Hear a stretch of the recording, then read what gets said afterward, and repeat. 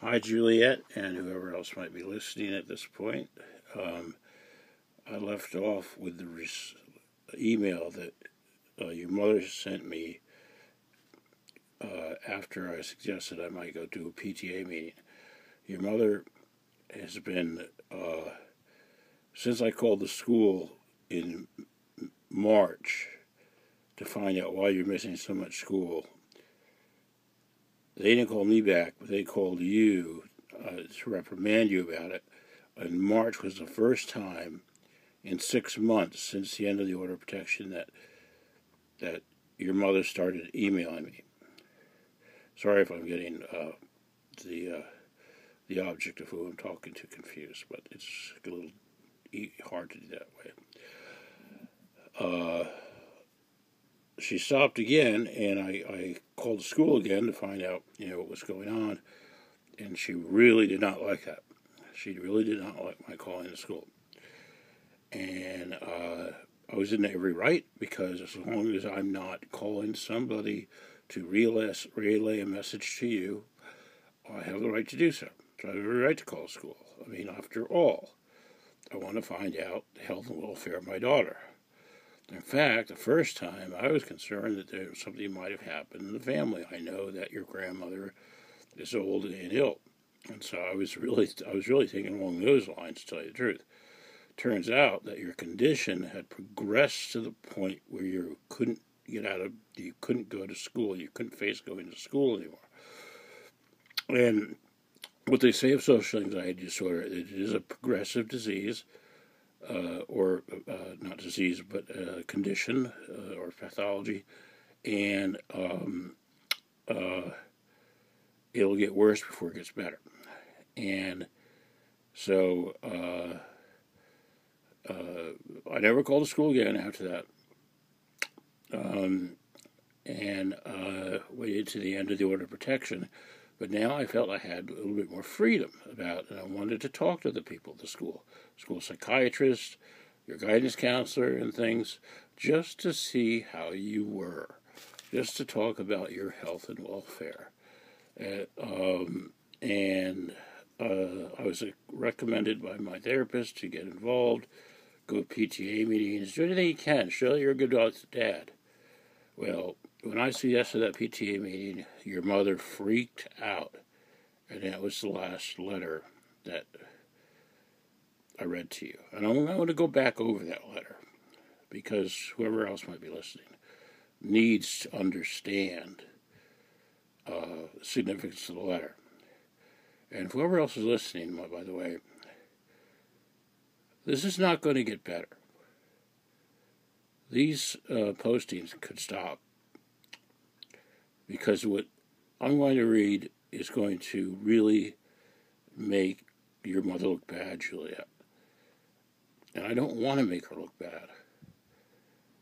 But I have to tell the truth, because if I don't tell the truth, I'm the one that looks bad. And I don't want to die with you thinking your dad was a bad person. And there is so much evidence here that is so compelling that it's indisputable, the things that your mother did. And they're in emails, and emails, unless you think that somehow they were faked, are not indisputable. Now, to be fair, I reacted quite immediately to that email, because it was so upsetting.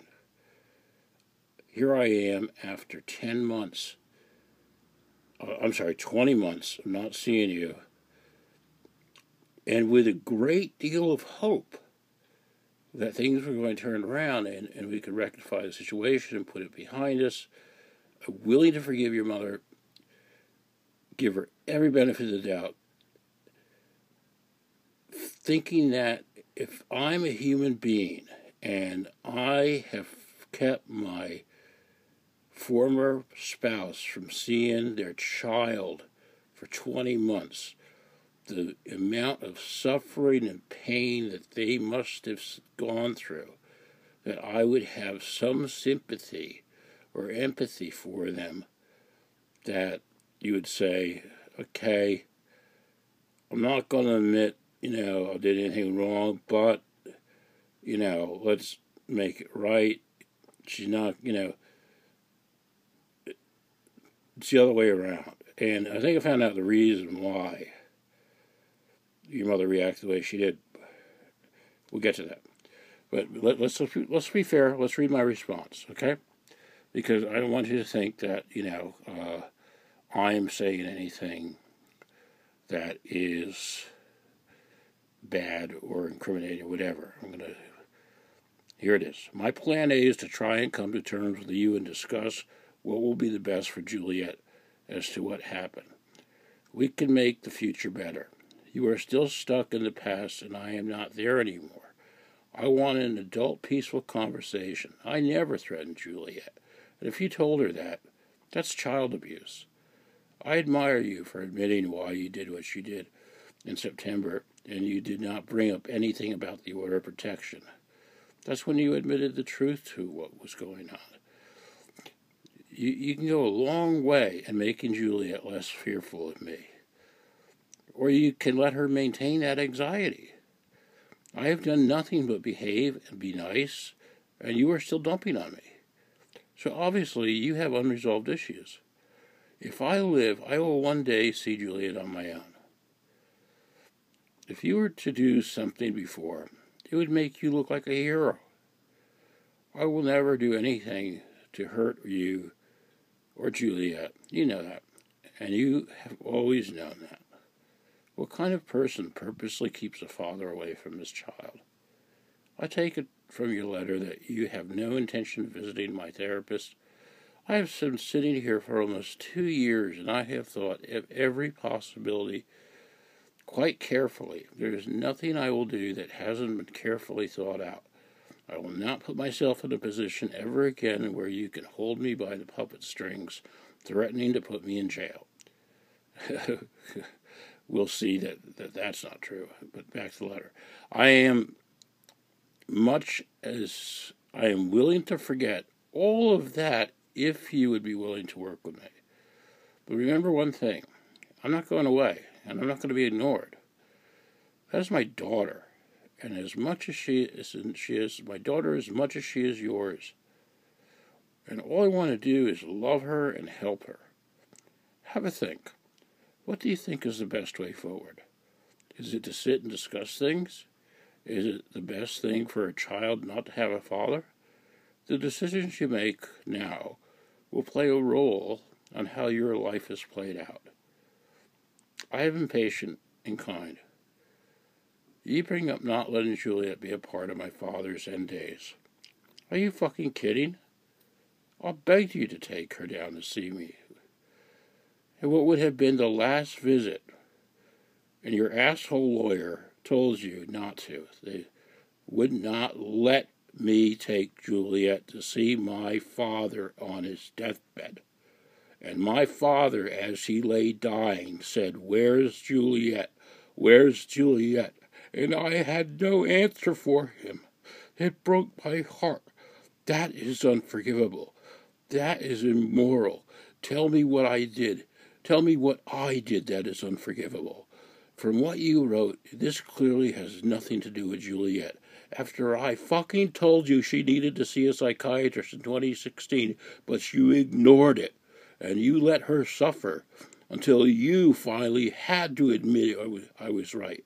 You called me a bastard and still blame me for causing Juliet's anxiety.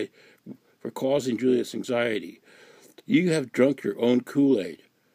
What trauma did I suffer growing up? What made you so morally vacant that you are fine with continuing suffering of another human being? Do you have no sympathy with what I have endured?